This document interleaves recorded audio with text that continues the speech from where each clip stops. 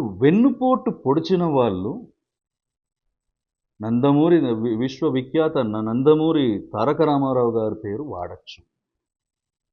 కానీ తన సొంత రక్తం పంచుకొని పుట్టిన తన మనవడు, తన లెగసీని ఫ్యూచర్లో క్యారీ చేయబోయే తన మనవడు జూనియర్ ఎన్టీఆర్ గారు ఆయన పేరు వాడటానికి అర్హుడు కాదా? ఇప్పుడు ఆయన పాలిటిక్స్లోకి వస్తానని కూడా చెప్పలేదు కదా. ఆయన జూలై 18th తన ఫ్యాన్స్ అసోసియేషన్ తోటి మీట్ అనేది పెట్టుకున్నాడు. ఇప్పుడు దాని లోపల అంత ఇన్సెక్యూరిటీ ఎందుకు?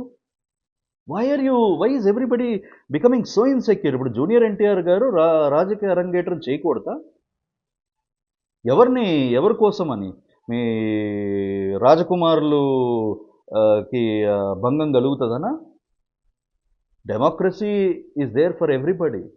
ఇప్పుడు జూనియర్ ఎన్టీఆర్ గారు ఒకవేళ రాజకీయ అరంగేట్రం ఇప్పుడు చేస్తారో లేకపోతే తర్వాత చేస్తారో, ఇట్ డజంట్ మ్యాటర్. చేసినప్పుడు ఖచ్చితంగా people will welcome. Not as just junior NTR, they will welcome him as the grandson of NTR గారు, his legacy, the flag bearer of Nandamuri family. Because ఆయన పేరు వాడటానికి ఆయనకి వెన్నుపోటు పొడిచి తర్వాత అందరూ ఒక చోట చేరుకున్నారు కదా. మీరందరూ అసలు అర్హులే కాదు జూనియర్ ఎన్టీఆర్ గారు, ఎన్టీఆర్ గారి పేరు వాడటానికి. నిజం చెప్తున్నాను. ఎన్టీఆర్ గారు ఆయన పేరు నిలబెట్టేది ఇప్పుడు రీసెంట్ టైమ్స్ వరకు నందమూరి బాలకృష్ణ గారు అయితే, ఇప్పుడు దాని తర్వాత జూనియర్ ఎన్టీఆర్ గారే. The blood will speak when he comes.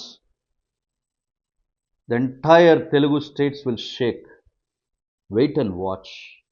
Junior ఎన్టీఆర్ని ఇప్పుడే అంత ఇన్సెక్యూరిటీయా చెప్పంగానే అసలు గాలి వేగంతో అసలు అసలు ఇన్ఫ్లుయెన్సర్స్కి ఆల్రెడీ ఇన్ఫ్లుయెన్సర్స్ మొదలుపెట్టేశారు. జూనియర్ ఎన్టీఆర్ వస్తే ఏంటంట, దీనికి రాలేదు, దానికి రాలేదు, ఈ ఈవెంట్కి రాలేదు, ఆ ఈవెంట్కి రాలేదు, అతను ఎట్లా అర్హుడు, టీడీపీకి క్యాంపెయిన్ చేశాడు, ఎట్లా అర్హుడు, ఏం మాటలు, why are you, whom are you? మీ ఫ్యామిలీనే కదా, నందమూరి రక్తమే కదా, ఎన్టీ రామారావు గారి గ్రాండ్ సన్నే కదా.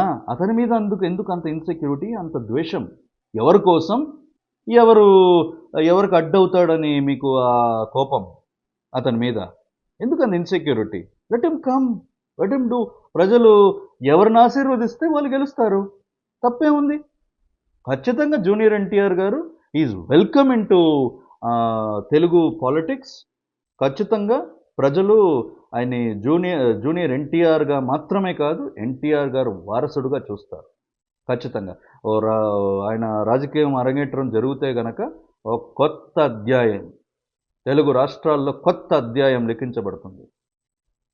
ఏదో it's not a comparison to Vijay గారు. Comparison, don't compare, there is no comparisons.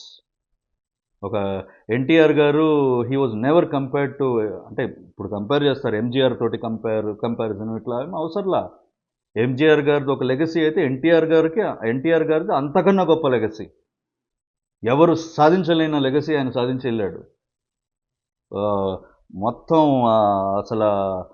ఇవాళ మొత్తం కాంగ్రెస్ ఫుల్ పవర్ నుంచి కింద గద్దెను దించడానికి కారణమే ఎన్టీఆర్ గారు. అంత గొప్ప నాయకుడు. అట్లా ఇప్పుడు Vijay has his own legacy. Vijay గారు ఆయన ఏదో చేశాడు, సక్సెస్ అయింది, వచ్చింది. జూనియర్ ఎన్టీఆర్ గారిది ఇంకో డిఫరెంట్ స్టైల్లో ఉంటుంది. ఏమో, వి నెవర్ నో. తప్పేంటి? మీ రక్తమే కదా, మన రక్తమే కదా, తప్పేంటి? జూనియర్ ఎన్టీఆర్ గారు ఆంధ్ర రాజకీయాల్లో భూకంపాలు సృష్టిస్తే ఇన్ డేస్ టు కమ్, ఖచ్చితంగా I think we have to realise one thing. ఇవాళ మాట్లాడే మాటలు ఇన్ఫ్లుయెన్సర్స్ అందరూ మాట్లాడేవాళ్ళు, ఈ మీడియా ఛానల్స్, ఇవన్నీ ఎవరు ఆదేశాలు, దేనికోసం మాట్లాడుతున్నారు, వాట్ ఈస్ ద పర్పస్? మీ ఇళ్ళ మీద మీరే రాళ్ళు వేసుకోవద్దు. ఎంతైనా జూనియర్ ఎన్టీఆర్ గారు ఇప్పుడు ఇంటర్నేషనల్ స్టార్. తెలుగు ఖ్యాతికి, ఐ మీన్ ఒక ఎన్టీఆర్ గారు విశ్వవిఖ్యాత ఎంతనో ఇప్పుడు ఆ బాటలోనే ఆ దిశగానే నడుస్తున్నాడు ఆయన.